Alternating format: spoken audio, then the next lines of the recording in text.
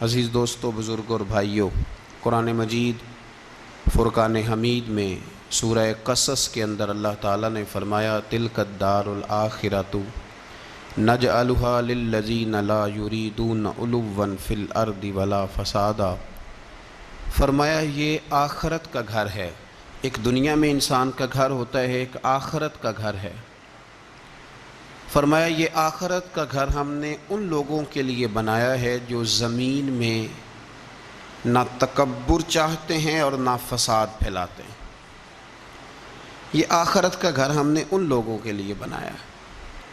اور فرمایا والعاقبۃ للمتقین، آخرت کی بھلائی پرہیزگاروں کے لیے، جو لوگ نہ تو تکبر چاہتے ہیں نہ فساد کرتے ہیں، جو متقی بن کے اللہ سے ڈر کے وقت گزارتے ہیں، یہ آخرت کا گھر ہم نے ان لوگوں کے لیے بنایا۔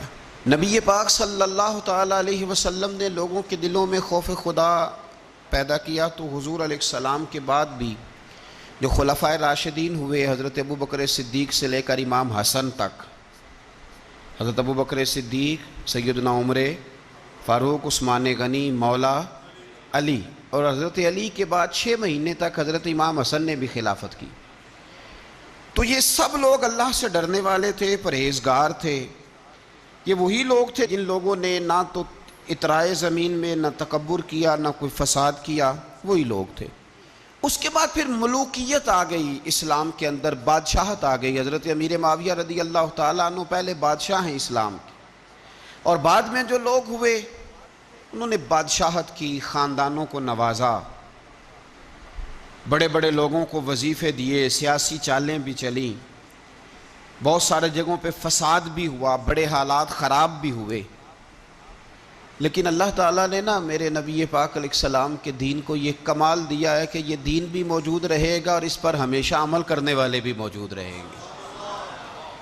اللہ تبارک و تعالیٰ نے پھر ایک خوبصورت انسان، بنو امیہ کی حکومت تھی، اسی میں سے ایک خوبصورت دھلا ہوا، سجا ہوا، سمرا ہوا، خوشبو والا، میٹھا بھی، ٹھنڈا بھی، پیارا بھی، نیک بھی، متقی بھی، اصول والا بھی، رسول اللہ علیہ السلام کا غلام حضرت عمر بن عبدالعزیز، اللہ تعالیٰ نے یہ مرد مجاہد پیدا فرمایا۔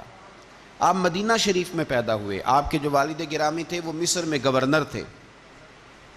حضرت عمر بن عبدالعزیز رحمۃ اللہ تعالیٰ علیہ کی جو والدہ ہیں وہ حضرت عمر فاروق کی پوتی ہیں، تو آپ کی رگوں میں فاروقی خون بھی تھا۔ حضرت عمر بن عبدالعزیز رحمۃ اللہ تعالیٰ علیہ کے والد گرامی نے آپ کو مدینے میں پڑھنے کے لیے چھوڑا۔ حضرت صالح بن کیسان ایک عالم اور محدث تھے، ان کے پاس آپ نے تعلیم پائی، اور جناب عمر بن عبدالعزیز رحمۃ اللہ تعالیٰ علیہ کے والد اگرچہ مصر میں تھے لیکن آپ کو مدینہ میں رکھا، آپ نے مکمل تعلیم حاصل کی، علم حاصل کیا، چھوٹی سی عمر میں قرآن پاک کے حافظ بھی ہو گئے۔ پھر جب بڑے ہوئے تو اللہ نے یہ موقع دیا، چونکہ خاندان کی حکومت تھی تو آپ مدینہ شریف کے گورنر بنے، اور مدینہ منورہ کے ساتھ ساتھ آپ کو طائف کی حکومت بھی ملی، مکہ مکرمہ کی حکومت بھی ملی۔ پھر بعض جگہ پہ تو یہ ہے کہ آپ نے خود کسی وجہ سے استعفیٰ دیا، اور بعض جگہ یہ ہے کہ سازش کر کے آپ کو معزول کیا گیا۔ لیکن حضرت عمر بن عبدالعزیز نیک بڑے تھے، پرہیزگار بڑے تھے، پر خوش لباس بھی بڑے تھے۔ خادم کو جب بھیجتے تھے بازار تو کہتے تھے جو سب سے مہنگا جوڑا ہو وہ خرید کے لانا۔ خوشبو بہترین استعمال کرتے تھے۔ جب گزرتے تھے تو لوگوں کو پتہ چلتا تھا کہ کوئی عام نہیں گزرا، عمر بن عبدالعزیز گزرے۔ جب تک گورنر رہے، جب تک خاندان میں رہے، ماحول اور رہا۔ سلیمان بن عبد الملک خلیفہ جب جانے لگے تو انہیں وصیت کر دی کہ میرے بعد عمر بن عبدالعزیز خلیفہ ہوں گے۔ یہاں تو لوگوں کو عہدہ ملے تو لوگوں کی کیفیت بدل جاتی ہے نا، لیکن جب حضرت عمر بن عبدالعزیز کا اعلان ہوا تو رونے لگے، ایک کونے میں بیٹھ کے رونے لگے، فرمانے لگے مجھے امید نہیں تھی کہ وہ اتنا بڑا بوجھ میرے کندھوں پہ ڈال کے چلا جائے گا۔ اتنے سارے لوگوں کا بوجھ، اتنے سارے لوگوں کی آزمائش۔ خیر چونکہ وصیت تھی، آپ کی بیعت لی گئی۔ بیعت لینے کے بعد آپ ممبر پہ چڑھے تو فرمایا لوگوں میں تمہیں آزاد کرتا ہوں، اگر تم میرے علاوہ کسی کو حکمران بنانا چاہو تو مجھے کوئی اعتراض نہیں ہے۔ لوگوں نے کہا نہیں، آپ ہی ہمارے حکمران ہوں گے۔ حضرت عمر بن عبدالعزیز دنیا اسلام کے اندر ایسی مثال ہیں، اچھی طرح سمجھ لیں کہ جب حالات اب نہیں اب تر ہو گئے تھے، بد نہیں بدترین ہو گئے تھے، اور بڑے بڑے لوگوں نے عجیب ماحول گھڑ لیے تھے، اس ماحول میں آئے، لمبی نہیں 2.5 سال حکومت کی صرف، لیکن لوگوں کو حضرت صدیق اکبر کی یاد آنے لگی، لوگوں کو سیدنا فاروق اعظم کیا۔ آپ کی جو بیوی تھی وہ بھی بادشاہ کی بیٹی تھی، بادشاہ کی بیوی بھی بن گئی۔ پہلے دن اپنی بیوی سے کہا کہ اب ہم بن گئے ہیں امیر، اب ہمارے ذمے بہت ساری ذمہ داریاں ہیں، اب حالات اس طرح کے نہیں ہوں گے جس طرح کے پہلے ہوا کرتے تھے، اب تمہیں میرا ساتھ دینا ہے، اپنا سارا زیور دو، میں بیت المال میں جمع کرانا چاہتا ہوں۔ یہ بڑا مشکل کام ہوتا ہے کسی خاتون کے لیے، سارا مال وہاں جمع کرا دیا۔ پہلے دن ہی سارے کپڑے سپڑے حضرت عمر نے اپنے خیرات کر دیے، سادہ لباس پہن لیا، اور بڑی تھوڑی غذا گھر میں آتی تھی، بیت المال سے تھوڑا سا وظیفہ، جائیدادیں ساری دے دیں اللہ کے رستے میں، غریبوں میں بانٹ دیں۔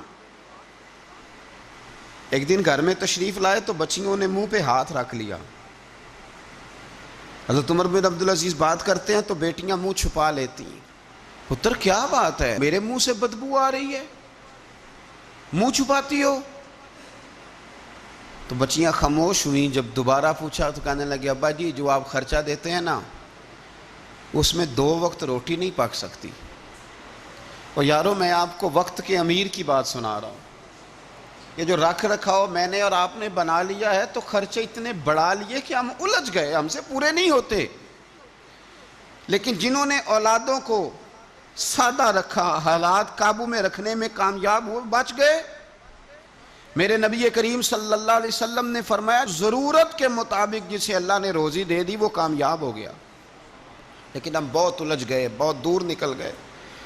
بیٹیوں نے منہ میں ہاتھ رکھا ہے، پتر کیا بات ہے ابا جی،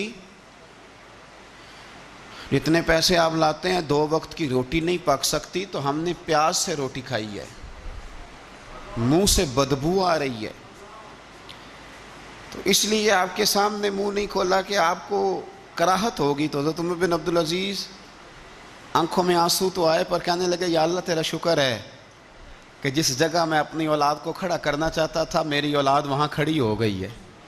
یہ پیاز سے روٹی کھا کے بھی شکر ادا کرتی، پیاز سے روٹی کھا کے بھی۔ حضرت عمر بن عبدالعزیز نے اپنے گھر کے اندر عید والے دن بیٹیوں نے کہا ابا جی جوڑے پرانے ہیں، یارو ہو جاتا ہے، بس تھوڑا سا نا توجہ کی ضرورت ہے، ہو جاتا ہے، نئے کپڑے لینے ہیں۔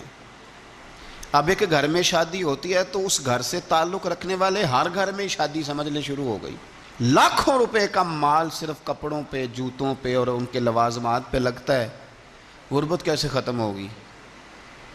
حالات کیسے ٹھیک ہوں گے؟ پردیس میں جانے والے واپس کیسے آئیں گے؟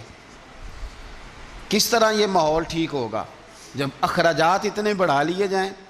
حضرت عمر بن عبدالعزیز رحمۃ اللہ علیہ کی بیٹیوں نے کہا عید پہ کپڑے لینے، ضد کی تو جناب عمر نے اپنے وزیر خزانہ کو خط لکھا، فرمایا 1 مہینے کی تنخواہ مجھے ایڈوانس دے دو، بیٹیوں کے کپڑے لینے ہیں۔ تو جب بادشاہ عمر بن عبدالعزیز جیسا ہو تو پھر وزیر بھی نیک ہی ہوتے ہیں، وزیر بھی نیک۔ تو وزیر کہنے لگا حضور کچھ باتیں آپ سے سیکھی ہیں، اگر اجازت دیں تو کر لوں؟ کہا جناب کرو۔